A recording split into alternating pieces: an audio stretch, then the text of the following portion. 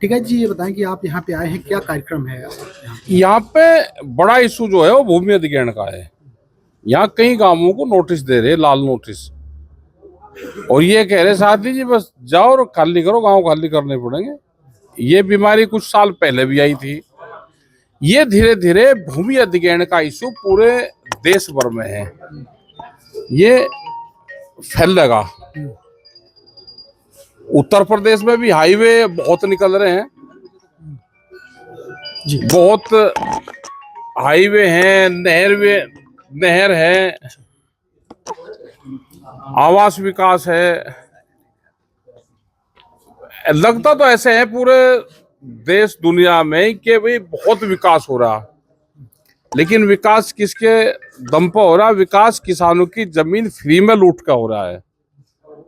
क्या अगर एक हाईवे बनेगा, एक कॉलोनी बनेगी, उसमें स्टील, मोरम, गिट्टी, लेबर, सीमेंट सब चीज बाजार भाव पाएगी, उस पर कोई वो नहीं लगाता कि इसको सस्ते में दे दो, इसे आज से 15 साल पहले जो रेट था उसी रेट में दे दो। वो बाजार भाव पर खरीदी जाती है, लेकिन किसान की जमीन सस्ते रेट पे, दान में, फर्जी तरीके से उस पर खरीदी जा रही है। क्या यूपी सरकार की गलती मान रहे हैं कि एक कोई एसओपी नहीं है या फिर नियम बने हैं, नियम को लागू नहीं किया जा रहा है यूपी में? सब ठग ठगे हैं भाई, यूपी सरकार भी ठग ठगी है, अधिकारी भी, सरकार भी, अथॉरिटियां भी, सब मिल लेती है, सब मिल जा। क्या हाईवे बनेंगे किसानों को या किसी आदमी को टैक्स फ्री है? फिर उस पर क्या जिन किसानों की जमीन जाएगी वे कहीं पे भी हाईवे पे जाएंगे, उसको कोई टैक्स नहीं लगेगा? हाईवे बन जाएगा तो उनको भी टोल टैक्स देकर जाना पड़ेगा। किसान को तो जो मिलेगा वो अब मिल जाएगा। देश में किसानों के कई मुद्दे हैं, आप संघर्ष भी करते रहते हैं, लगातार आवाज भी उठाते रहते हैं। क्या केंद्र सरकार फेल है, इस चीज को नहीं क्लियर? देखो, केंद्र सरकार जो है, अगर ये सरकार किसी पार्टी की होती तो वह काम जरूर करती। ये सरकार है पूंजीपतियों की, पूंजीपतियों का एक गैंग है, उसने इस देश के एक पॉलिटिकल पार्टी पे कब्जा कर लिया, उसके माध्यम से वे इस देश में घुस गए। अब इस देश को वे लूटने का काम कर रहे हैं। पूंजीवाद बढ़ेगा देश में, लोग गरीब होंगे, और 2047 तक देश की किसान की बहुत जमीन पूंजीपतियों के पास में चली जाएगी। मोदी सरकार ने 47 तक विकसित राष्ट्र का नारा दिया है, तो क्या किसान? हाँ, तो विकसित तो राष्ट्र हो ही जाएगा, बिल्डिंग बन जाएगी बड़ी बड़ी, गरीब किसान का वो होगा। जैसे दिल्ली में आप देखो, जहाँ ये कोठियां चमकती है, कोठियां थोड़ा है, उनके पीछे अगर देखोगे तो झुक्की झोपड़ियां है, तो बड़ी बड़ी बिल्डिंग बन जाएगी। सड़क की सब जमीन व्यापारी खरीद रहा, उनके बड़े बड़े मॉल और वे बन जाएंगे, पीछे अपना गरीब रहेगा। इस देश में फिर एक क्रांति होगी, एक देश में क्रांति की जरूरत है, वह होगी।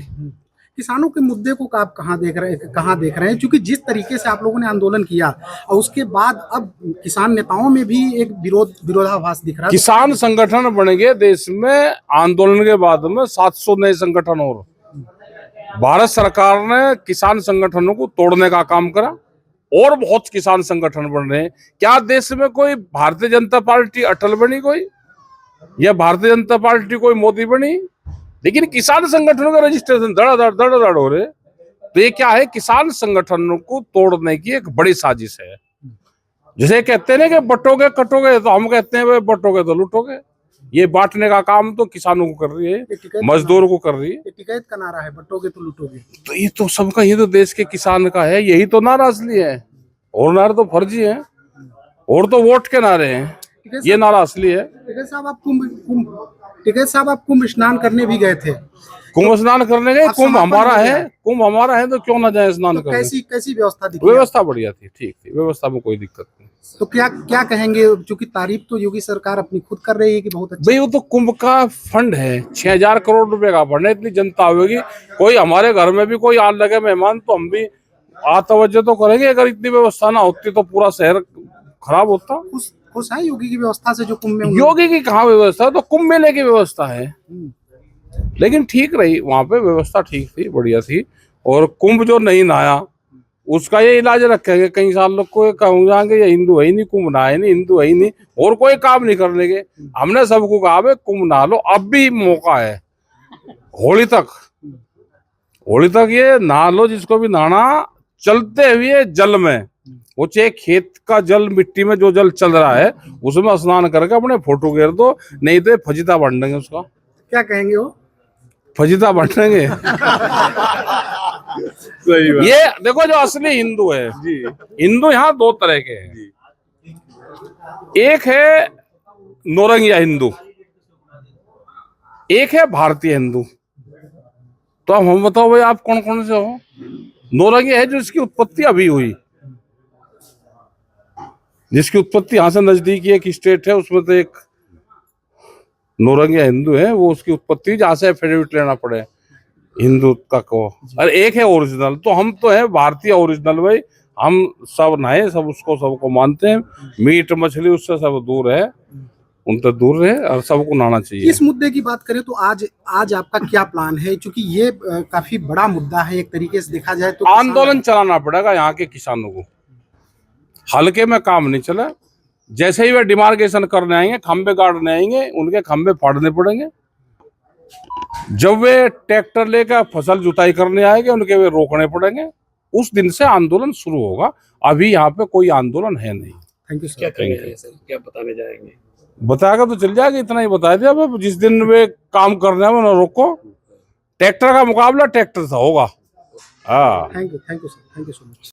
हमसे जुड़े रहने के लिए हमारे YouTube चैनल को सब्सक्राइब करें और नई वीडियो की नोटिफिकेशन के लिए बेल आइकॉन को दबाएं।